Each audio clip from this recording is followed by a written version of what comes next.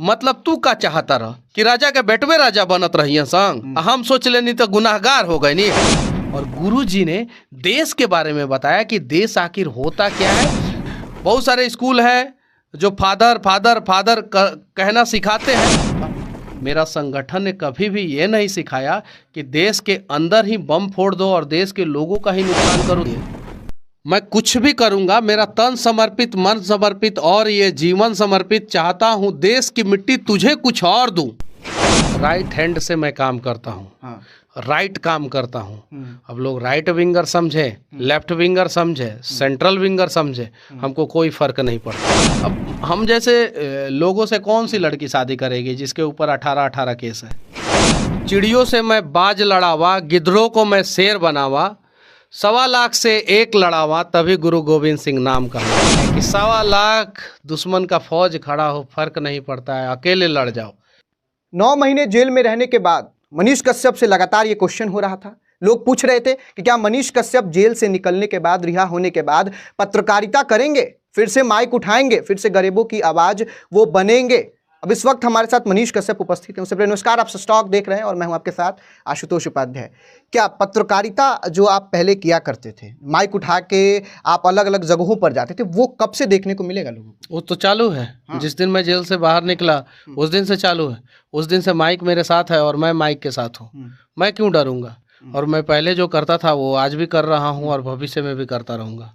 एक प्रश्न लोग हमेशा करता है, ट्विटर पे ट्रेंड आप जरूर करते हैं, लेकिन जो विरोधी होते हैं ये प्रश्न करते हैं कि मनीष कश्यप आदतन अपराधी है। वो कहते हैं कि मनीष कश्यप आदतन अपराधी है, और हम पूछते हैं आपसे कि आपने ऐसा कौन सा अपराध किए हैं जिससे आपको लोग आदतन अपराधी कह रहे हैं? मुगल के नज़र में जो है गुरु गोविंद सिंह का स्थान क्या था वो बताने की ज़रूरत नहीं है। लेकिन हमारे दिल में गुरु गोविंद सिंह का स्थान क्या है वो भी बताने की ज़रूरत नहीं। इन्होंने सिखाया था हमें। चिड़ियों से मैं बाज लड़ावा, गिद्धों को मैं शेर बनावा, 1.25 लाख से 1 लड़ावा, तभी गुरु गोविंद सिंह नाम कहलावा। ये गुरु गोविंद सिंह जानते हैं कौन थे? बिहार के ही धरती पे पैदा हुए थे। इन्होंने हमें सिखाया है कि 1.25 लाख दुश्मन का फौज खड़ा हो, फर्क नहीं पड़ता है, अकेले लड़ जाओ। विरोध करने वाले लोग विरोध करेंगे। जिन्हें बिहार से मतलब नहीं है, बिहार से प्यार नहीं है, बिहार को बदलते हुए नहीं देखना चाहते हैं, वो लोग विरोध करेंगे। उनके विरोध से हमें कोई फर्क नहीं पड़ता। बस हम लोग तो गुरु गोविंद सिंह के पद चिन्हों पे चलने वाले लोग हैं, और 1.25 लाख क्या 1.25 करोड़ भी हो जाएंगे ना तो हम लोग उनसे लड़ जाएंगे। आप पर एक और आरोप लगता है, लोग कहते हैं कि आप राइट विंगर हैं। आप हमेशा मतलब ऐसे प्रश्नों को उठाते हैं जो राइट विंगर के खिलाफ हो, या फिर आप राइट विंगर सबसे प्रमुख तौर पर ये जरूर लोग कहते हैं। राइट हैंड से मैं काम करता हूँ। हाँ। राइट काम करता हूँ। अब लोग राइट विंगर समझे, लेफ्ट विंगर समझे, सेंट्रल विंगर समझे, हमको कोई फर्क नहीं पड़ता। लेकिन राइट हाथ मेरा मजबूत है, राइट पैर मेरा मजबूत है, राइट साइड मेरा मजबूत है, राइट काम करता हूँ। अब जिनको जो समझना है उससे मुझे कोई फर्क नहीं पड़ता। 9 महीने आप जेल में थे। जेल में ऐसे काफ़ी लोग होते हैं जो बिना वजह जेल में होते हैं, और आपका नाम सुनते चीज़ों के बारे में मैं अभी नहीं बात करना चाहता हूँ। वो सब चीज़ें जो है आप लोगों को समय के साथ सब देखने को मिल जाएगा। उसमें समय लगेगा, 2 साल, 1.5 साल, 2 साल समय लगेगा।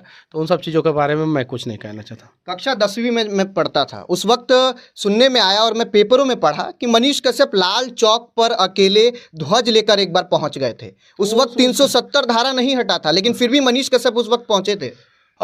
फेसबुक पे वीडियो होगा, फोटो होगा, सब आप लोगों को देखने को मिल जाएगा। हालांकि हम लोग की गिरफ्तारी भी हुई थी वहाँ पे। पुलिस वाले हमें अरेस्ट भी किए थे लाल चौक पे, जब धारा 370 नहीं हटा था। और 15 अगस्त के समय में हम लोग तिरंगा लेके पहुँचे थे। मेरे साथ कुछ दोस्त भी लोग थे।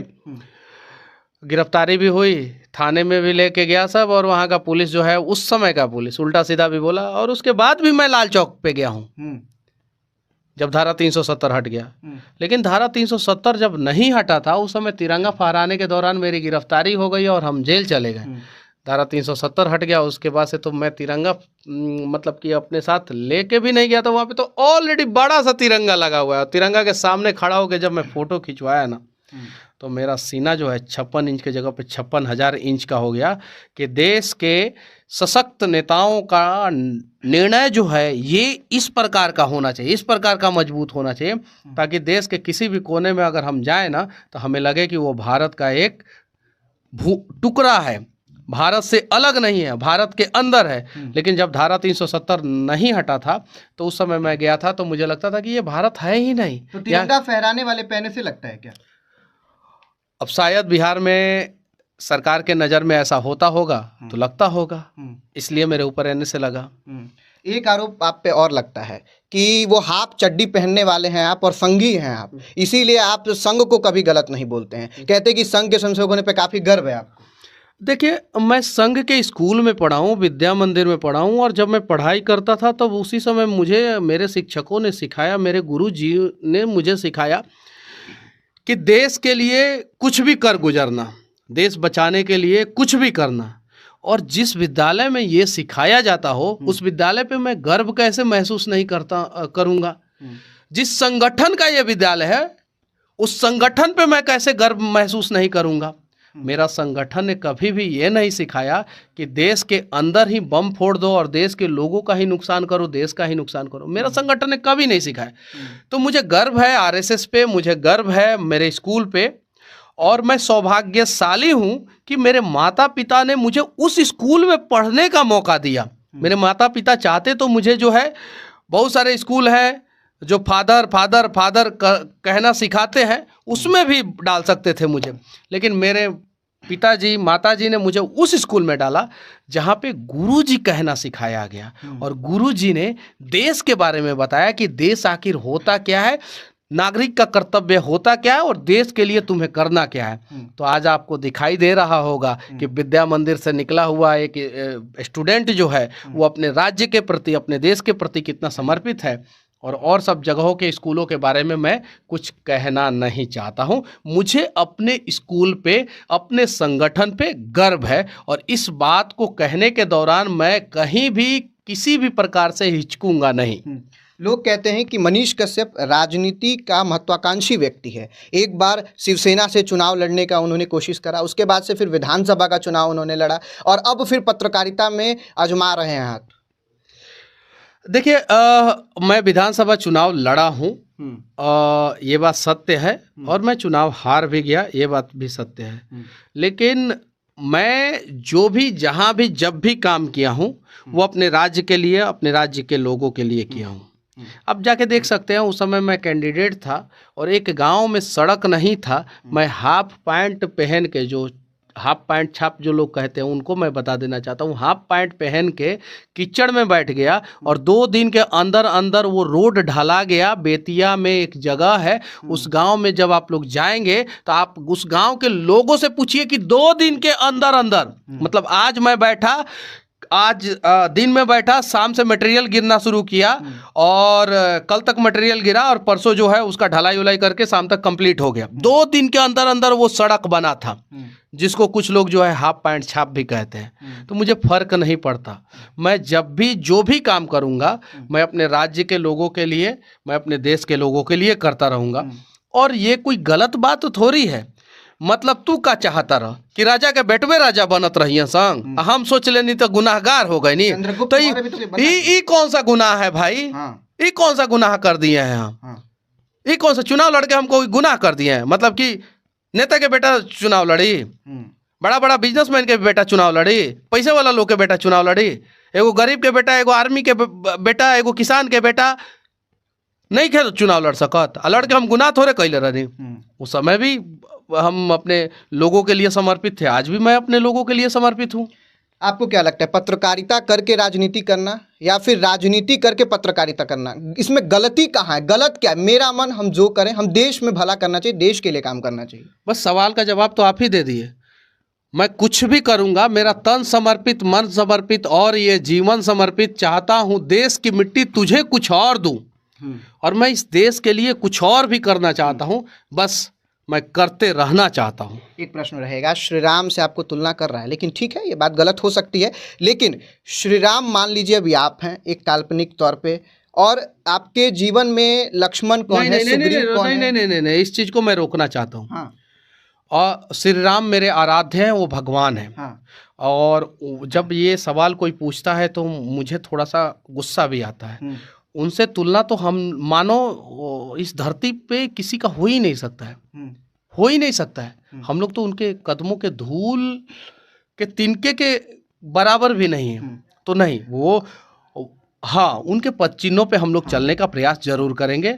और मेरा भाई जो है भरत जैसा भाई है, मेरा दोस्त जो है वो सुग्रीव जैसे है, सुग्रीव नहीं है, सुग्रीव जैसे हैं, लेकिन राम से तुलना तो हम लोगों का नहीं हो तो सकता। क्या लगता है आपकी टीम में जामवंत कौन है, उसके बाद से जो बात करने वाले अंगद कौन है या फिर हनुमान कौन है, ऐसे मतलब ये सब लेके हम डेटा लेके बैठे रहे हैं और पेपर पे लिख लिख के बताते रहे। हाँ। बस मुझे प्यार करने वाले बहुत सारे लोग हैं जो मुझे प्यार करते हैं। अब मैं रामायण से अपने दोस्तों का तुलना करता रहूं, लोग जो है मुझे अच्छा कहेंगे क्या? ये सब सवाल आप लोग ना पूछे तो ज़्यादा अच्छा है। एक प्रश्न और है कि विवाह का बाद कहा जा रहा है कि मनीष कश्यप विवाह कब करेंगे। मोस्ट अवेटेड क्वेश्चन जो है, मोस्ट अवेटेड जो है, लोग ये बात करते हैं कि विवाह कब कर रहे हैं मनीष कश्यप। देखिए, ये मोस्ट अवेटेड क्वेश्चन नहीं है और ना ही मैं मोस्ट एलिजिबल बैचलर हूँ। मेरा बाल पूरा पक गया है, हेयर स्टाइल का कोई पता रहता नहीं है, चेहरा देख ही रहे हैं। तो मैं अपना जो काम कर रहा हूँ, अब हम जैसे लोगों से कौन सी लड़की शादी करेगी जिसके ऊपर 18 केस है? बताइए, ये चीज़ है। तो हम लोग जो काम कर रहे हैं वो कर रहे हैं, वो करने दीजिए। हम लोगों को भगवान जो है सही रास्ते पे भेजे हैं, कर रहे हैं। भविष्य में क्या होगा उसके बारे में मैं नहीं जानता हूँ, लेकिन अभी जो है बस एक बार फिर वही लाइन दोहराऊंगा, तन समर्पित मन समर्पित और मेरा जीवन समर्पित, चाहता हूँ देश की मिट्टी तुझे कुछ और दूँ। जय हिंद। मिलते हैं अगले वीडियो में। एक अंतिम प्रश्न, नहीं, एक अंतिम प्रश्न कर लेने दीजिए। इतने प्यार से पूछ रहे हैं, कह रहे हैं कि 9 महीने बाद आप जेल से निकले, ठीक है। मैं व्यक्तिगत तौर पे अगर 9 महीने बाद जेल से निकलता, मेरे अंदर इतनी क्षमता नहीं है, मैं परिवार से पहले मिलने जाता, परिवार से पहले मिलता, परिवार पहले, पूरा प्रश्न है, पहले परिवार से मिलता और उसके बाद से घर आपका सीज हो गया है, जो कि आपका भाड़े का फ्लैट है, आंख में आंसू आ रहा है, भाड़े का फ्लैट है वो आपका सीज है, आपका अकाउंट फ्रीज है, मतलब सब कुछ एक तरीके से खत्म है। लोग खत्म करने की कोशिश की है, आप पहले गए, फिर अब कल नवादा गए। बिहार के लोगों ने मुझे इतना प्यार दिया। मेरी माँ को 2 बेटा है। एक मेरी माँ ने एक बेटा को जो है बिहार के लिए और देश के लिए दे दिया है, और एक बेटा जो है वो माँ की सेवा के लिए है। तो छोटा बेटा जो मेरा कर्ण भाई है वो माँ की सेवा के लिए है, और मैं अपने राज्य की और देश की सेवा के लिए हूँ। बस। तो चलिए, आप लोगों का जो एक प्रश्न होता था मनीष कश्यप को लेकर, उस सबों का निवारण आपको मिल गया होगा और सब का आंसर आपको ज़रूर मिल गया होगा। आपका क्या राय है वीडियो पे कमेंट बॉक्स में लिख के ज़रूर बताइएगा। आप देख रहे थे सच टॉक, मैं आपके साथ आशुतोष। धन्यवाद।